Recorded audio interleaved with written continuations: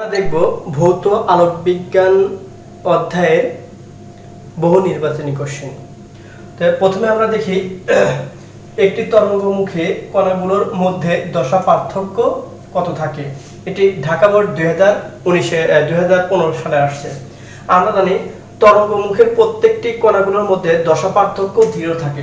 এটা আমাদের জ্ঞানমূলক কোশ্চেন। এখানে অ্যান্সার হবে 0 ডিগ্রি। হাইগেন্সের 2 নম্বর কোশ্চেন, হাইগেনের আলোক তত্ত্বের সাহায্যে ব্যাখ্যা করা যায় কি?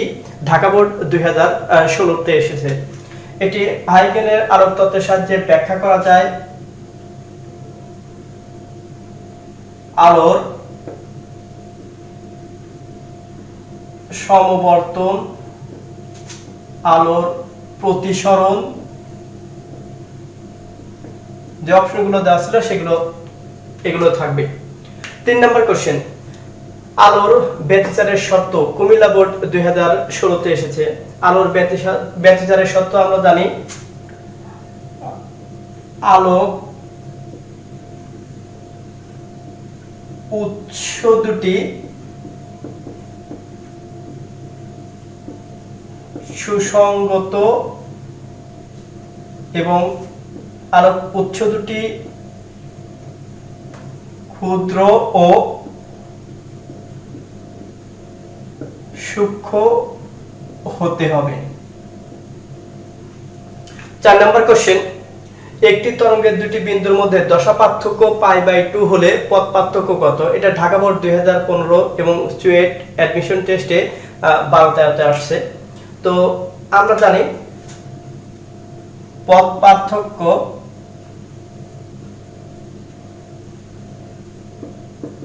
জানি λ/2π গুণন দশা পার্থক্য। যদি এখানে আমরা মানগুলো বসাই, λ/2π গুণন দশা পার্থক্য দেওয়া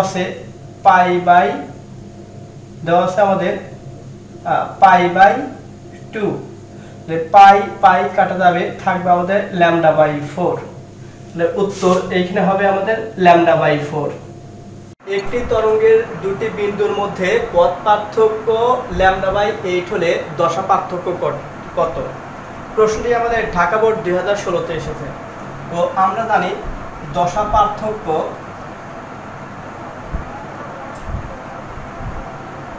পার্থক্য ইকুয়াল টু 2π/λ গুণন পথ পার্থক্য।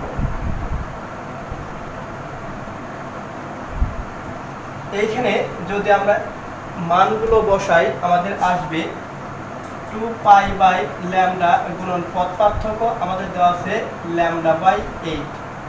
λ যদি কাটাকাটি করি আমাদের আসবে π/4। তাহলে অ্যান্সার আমাদের হবে উত্তর আমরা বলতে পারি π/4। তরঙ্গের দুটি বিন্দুর 6 নম্বর প্রশ্ন, তরঙ্গের দুটি বিন্দুর দশা পার্থক্য নির্ভর করে। তরঙ্গের দুটি বিন্দুর মধ্যে দশা পার্থক্য মূলত নির্ভর করে আমাদের পথ পার্থক্যের উপর। দশা পার্থক্য মূলত, এটি জ্ঞানমূলক প্রশ্ন, দশা পার্থক্য মূলত নির্ভর করে পথ পার্থক্যের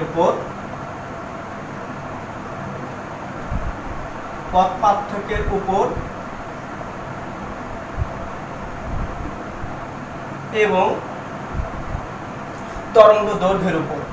যে তরঙ্গটি আমরা ব্যবহার করব সেই তরঙ্গ দৈর্ঘ্যের উপর।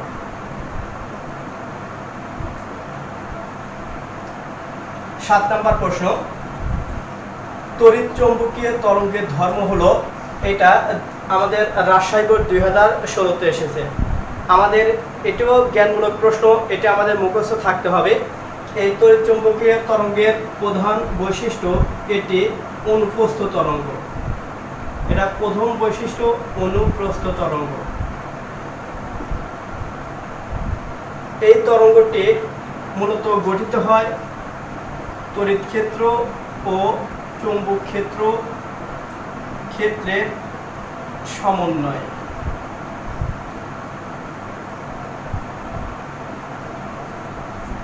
তড়িৎ ক্ষেত্র এবং চৌম্বক ক্ষেত্রের সমন্বয়ে গঠিত হয় এবং তড়িৎ ক্ষেত্র এবং চৌম্বক ক্ষেত্র, তড়িৎ ক্ষেত্র ও চৌম্বক ক্ষেত্র মূলত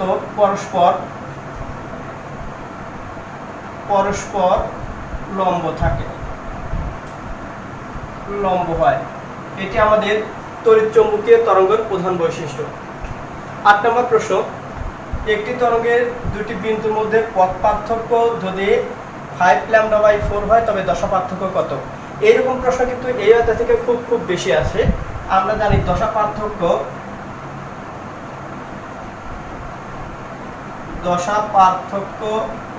ইকুয়াল টু 2π/λ গুণন পথ পার্থক্য।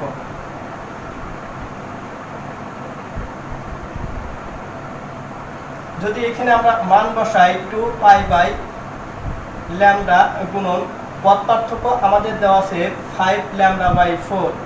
যদি আমরা ল্যামডা কাটাকাটি করি আমাদের আসবে 5π/2।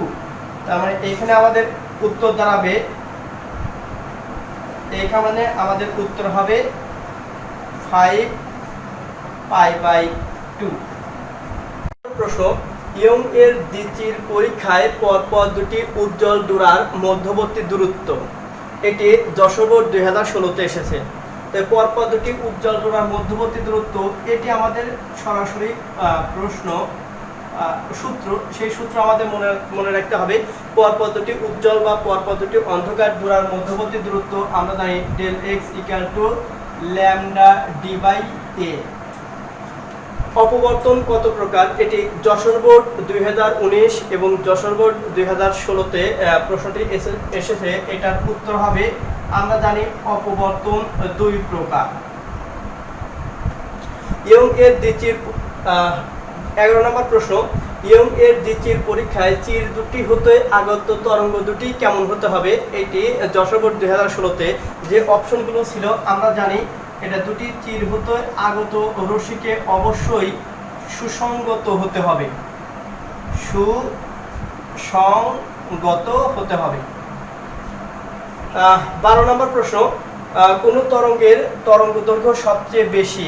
এটা অবশ্য খুব ইম্পর্টেন্ট প্রশ্ন। দেখো যশোর বোর্ড 2019-এ আসছে, Dinajpur board 2019, Sylhet board 17, Chittagong board 16 এবং বিভিন্ন সালে এটা মেডিকেলে প্রশ্ন আসে। এটা মনে রাখার জন্য আমরা অবশ্যই এটা মনে রাখবো। প্রথমে আমরা জানি এমন করে জিনিসগুলো আমরা মনে রাখার চেষ্টা করব।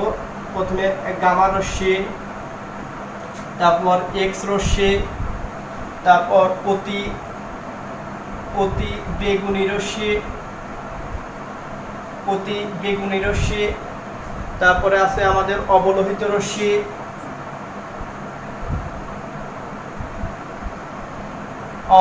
রশ্মি, বেতার রশ্মি। এইদিকে আমাদের তরঙ্গ দৈর্ঘ্য, এইদিকে থাকবে আমাদের, এইদিকে আসবে কম তরঙ্গ দৈর্ঘ্য, আর তরঙ্গ দৈর্ঘ্য এদিকে হবে কি আমাদের বেশি। আমরা আরো জানি যে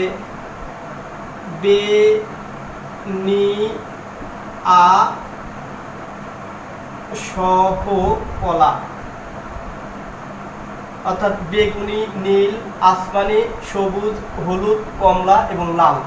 তো এইদিকে আমাদের তরঙ্গ দৈর্ঘ্য কম হবে, এইদিকে আমাদের তরঙ্গ দৈর্ঘ্য বেশি হবে, এটা আমাদের মনে রাখতে হবে। এখন যে অপশনগুলো দেওয়া থাকে অনেক সময় উপরেগুলো দেওয়া থাকে, অনেক সময় নিচেরগুলো দেওয়া থাকে। এইগুলো আমাদের দৃশ্যমান আলো আর এইগুলো আমাদের অদৃশ্যমান আলো। তো দৃশ্যমান আলোগুলোর মধ্যে লাল আলোর তরঙ্গ দৈর্ঘ্য সবচেয়ে বেশি এবং বেগুনি আলোর তরঙ্গ দৈর্ঘ্য সবচেয়ে কম।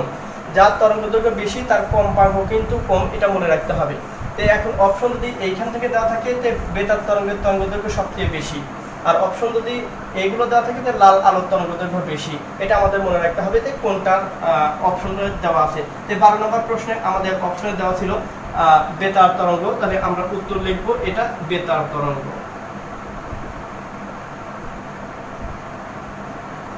এবার 13, কোনটি তড়িৎ চৌম্বকীয় তত্ত্ব দ্বারা ব্যাখ্যা করা যায় না?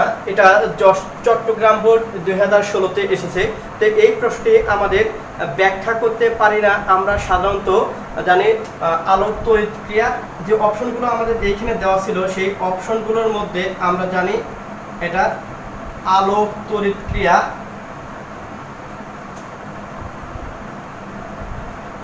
ক্রিয়া, আমরা ব্যাখ্যা করতে পারি না।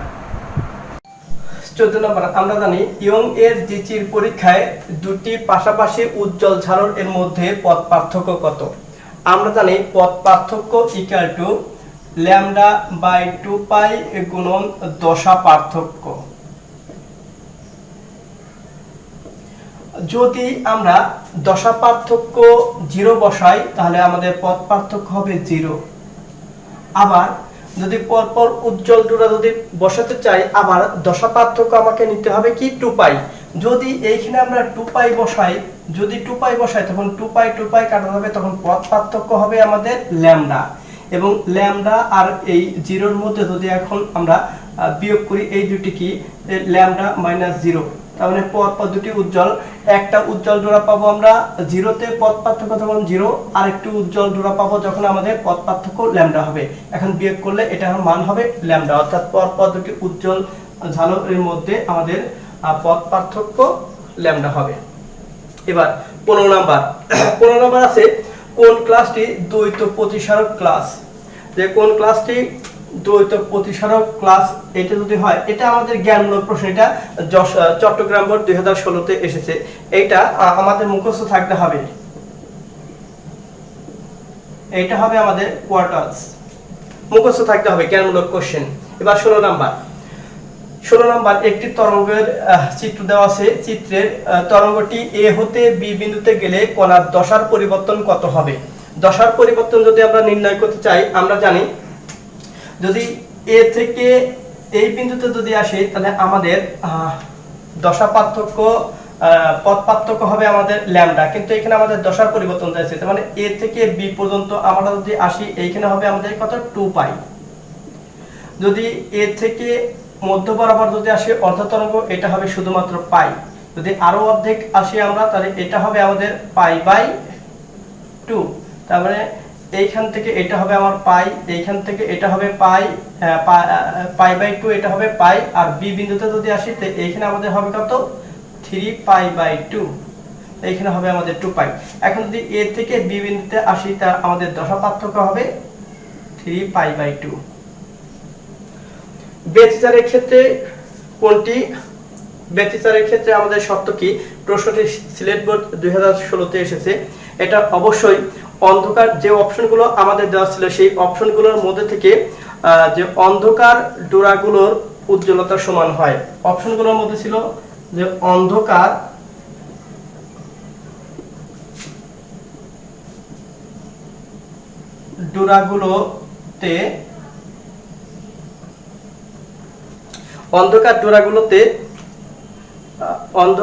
ডোরাগুলোতে আলো থাকে না। অপশনগুলোর মধ্যে এবং আরেকটা দেওয়া ছিল যে উজ্জ্বল ডোরাগুলোর উজ্জ্বলতা সমান থাকে। উজ্জ্বল ডোরাগুলোর উজ্জ্বলতা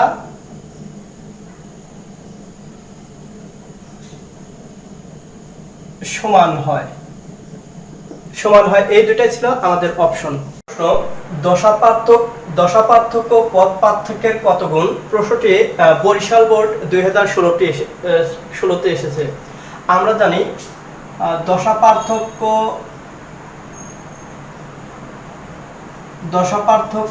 equal to 2 pi by lambda গুণন পথ পার্থক্য। তো দশা পার্থক্য পথ পার্থক্যের 2 পাই বাই ল্যামডা গুণ, এটাই হবে আমাদের উত্তর, 2 পাই বাই ল্যামডা। তরঙ্গ উপরিপাতনের ফলে ঘটে কি? এটা দিনাজপুর বোর্ড 2015-তে এসেছে। যে অপশনগুলো দেওয়া ছিল তাতে আমাদের দেওয়া আছে তরঙ্গের উপরিপাতনের ফলে ঘটে ব্যতিচার ঘটে। একক আমাদের 20 নম্বর প্রশ্ন, একক চিরের দরুন অপবর্তনের ক্ষেত্রে অবমেয় সূত্র দিনাজপুর বোর্ড 2015-তে আসছে।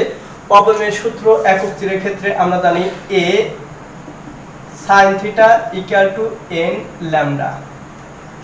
21 নম্বর প্রশ্ন, ব্যতিচার এক ধরনের কি? এটা ঢাকা বোর্ড 2015-তে এসেছে। যে অপশনগুলো আমাদের দেওয়া ছিল সেটা বলা যেতে পারে ব্যতিচার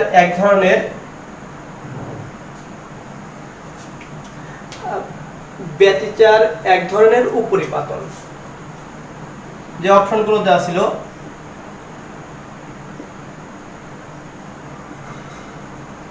উপরিপাতন হবে। 22 নম্বর প্রশ্ন, কোন তরঙ্গের পোলারায়ন সম্ভব নয়? রাজশাহী বোর্ড 2015-তে এসেছে। যে অপশনগুলো দেওয়া ছিল সেই অপশনগুলোর মধ্যে এটা জ্ঞানমূলক প্রশ্ন, যে কোন তরঙ্গের পোলারায়ন সম্ভব নয়? আমরা জানি শব্দ তরঙ্গের পোলারায়ন সম্ভব নয়। প্রশ্ন 23 নম্বর প্রশ্ন দেওয়া আছে, কোন বেতার তরঙ্গের তড়িৎ চুম্বকীয় ক্ষেত্রের মান দেওয়া আছে 10⁻⁴ ভোল্ট পার মিটার হলে চুম্বক ক্ষেত্রে বি এর মান কত হবে সেটা আমরা নির্ণয় করব। চুম্বক ক্ষেত্রে বি এর মান যদি নির্ণয় করতে চাই আমরা জানি C equal to E divided by B. তখন আমরা বি ইকুয়াল টু লিখতে পারবো E divided by C. E এর মান দেওয়া আছে 10⁻⁴ এবং সি এর মান 3 × 10⁸। মানগুলো যদি আমরা বসিয়ে থাকি তাহলে এইখানে আমরা মান পাবো 3.33 10⁻⁻13 টেসলা।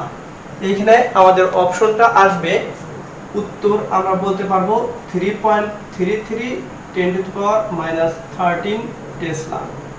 ওকে, তারপরে প্রশ্নটি 24 নম্বর, তড়িৎ ক্ষেত্র ও চুম্বক ক্ষেত্র প্রত্যেকের সাথে তড়িৎ চুম্বকীয় তরঙ্গের বেগ কত কোণে থাকে? এটা যশোর বোর্ড 2015-তে এসেছে।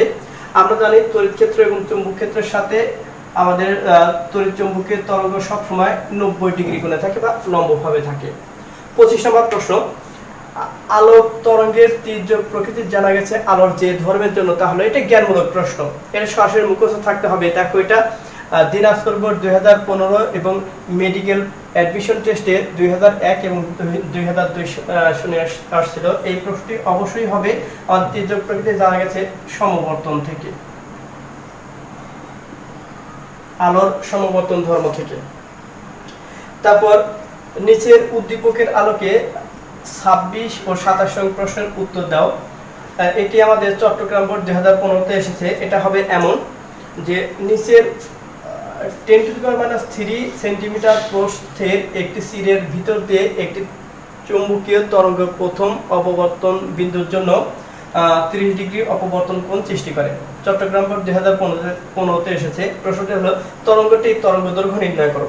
তা আমরা তরঙ্গ দৈর্ঘ্য যদি নির্ণয় করতে চাই আমরা জানি অপবর্তনের ক্ষেত্রে প্রথম ক্রমের জন্য n sin θ equal to n lambda, বা ল্যামডা ইকুয়াল টু আমরা লিখতে পারি a sin θ divided by n।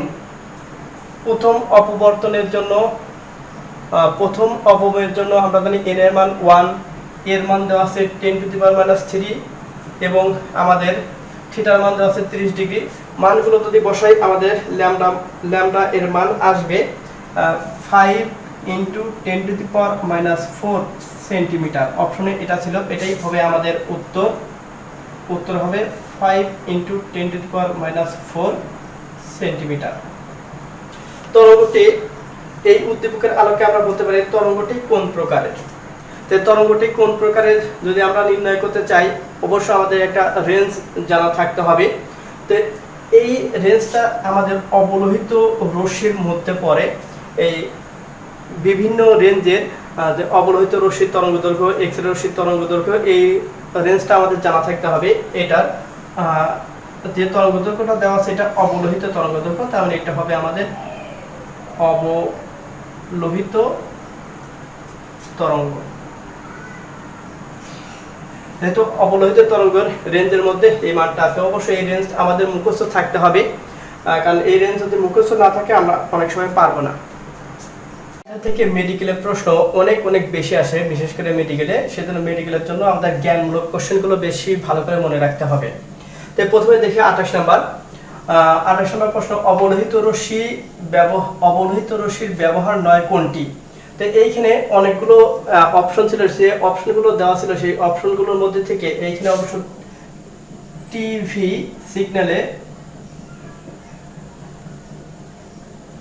সিগন্যালে অবলোহিত রশ্মির ব্যবহার থাকে না।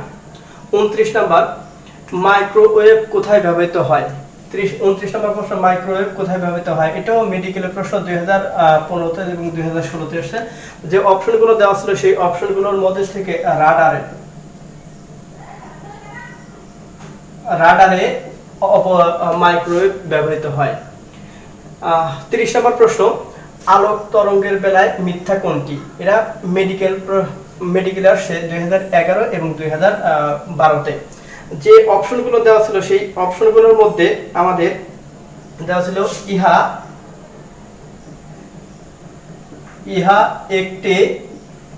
ইহা একটি লম্বিক তরঙ্গ।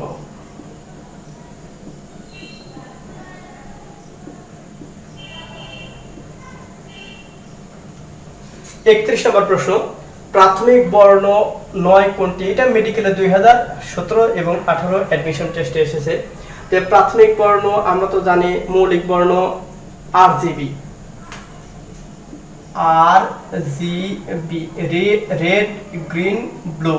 তো যে অপশনগুলো দেওয়া ছিল সেই অপশনগুলোর মধ্যে থেকে অবশ্যই বেগুনি আমাদের প্রাথমিক বর্ণ নয়।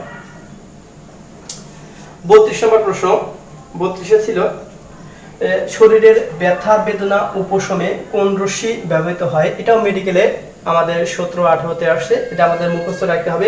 শরীরের ব্যথা বেদনা উপশমের জন্য আমরা ব্যবহার করি অবলোহিত রশ্মি। জ্ঞানমূলক প্রশ্ন।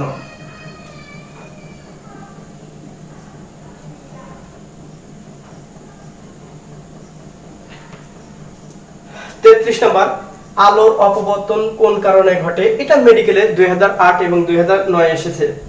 তো আমাদের আলোর অপবর্তন ঘটে মূলত ব্যতিচারের কারণে। জ্ঞানমূলক প্রশ্ন। তো আমাদের দেওয়া আছে যে আলোর কম্পনের একটি নির্দিষ্ট তলে সীমাবদ্ধ করার প্রক্রিয়াকে বলে আলোর। এই প্রশ্নটি এসেছে আমাদের রাজশাহী বোর্ড 2017। এটা জ্ঞানমূলক প্রশ্ন, এটাকে বলা হয় আলোর সমবর্তন। মুখস্থ রাখতে হবে। তারপর দেওয়া আছে আমাদের 35 নম্বর প্রশ্ন, কোন চিরের মধ্য দিয়ে আলো বেঁকে দেওয়ার ঘটনা ব্যাখ্যা করা যায়? এই প্রশ্নটি আমাদের যশোর বোর্ড 2017 তে আসছে। চিরের মধ্যে দিয়ে আলোর বেঁকে দেওয়ার ঘটনাকে ব্যাখ্যা করতে পারবো আলোর কণা তত্ত্ব থেকে। আমরা জানি আলোর তরঙ্গ তত্ত্ব থেকে, এটা হলো কোন চিরের মধ্য দিয়ে আলোর বেঁকে দেওয়ার ঘটনাকে বলা হবে তরঙ্গ তত্ত্বের মাধ্যমে, এটা আমরা ব্যাখ্যা করতে পারবো। তরঙ্গ তত্ত্বের মাধ্যমে ব্যাখ্যা করা যাবে। 36 নম্বর প্রশ্ন, 4000 আংস্ট্রম তরঙ্গদৈর্ঘ্যের দুটি একই বর্ণের আলোক তরঙ্গের মধ্যে পথ পার্থক্য 2 × 10⁷ মিটার হলে দশা পার্থক্য কত হবে? আমরা জানি দশা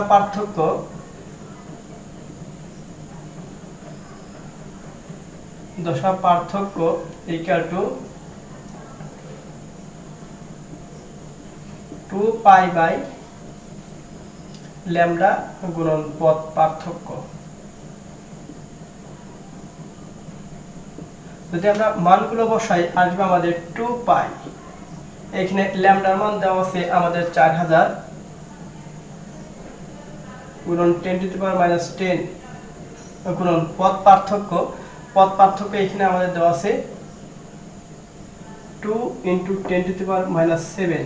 যদি ক্যালকুলেশন করি আমাদের শুধুমাত্র এইখানে আসবে পাই। তার মানে আমরা উত্তর বলতে পারি আমাদের দশা পার্থক্য পাই হবে। এবার 37 নম্বর প্রশ্ন, ইয়ং এর দ্বিচির পরীক্ষায় চির দুটির মধ্যবর্তী দূরত্ব অর্ধেক এবং চির হতে পর্দার দূরত্ব দ্বিগুণ করলে জোড়ার ব্যবধান হবে। এটা বুয়েটে 2013 এবং 2014 তে আসছে। এটা আমরা জানি দ্বিগুণ করলে জোড়ার ব্যবধানের সূত্র আমরা কি জানি? del x = λ/d/a।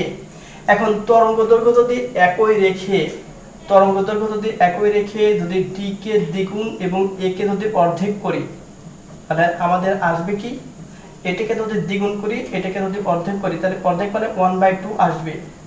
যদি 1/2 আসে তার মানে এটা টোটালি আমাদের আসবে 4 গুণ। তাহলে আমরা এইখানে উত্তর বলতে পারি 4 গুণ হবে।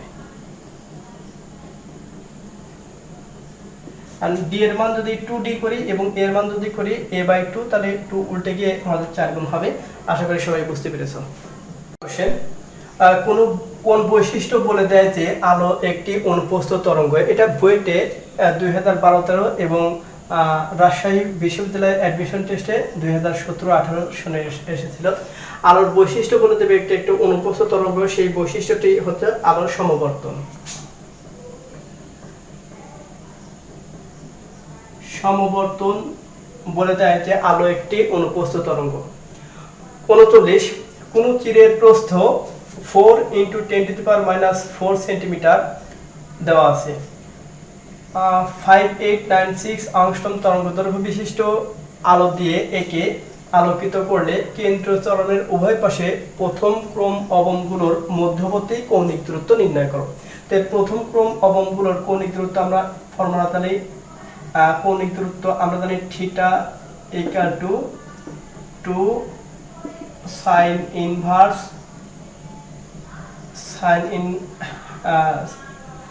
sin inverse n lambda divided by a।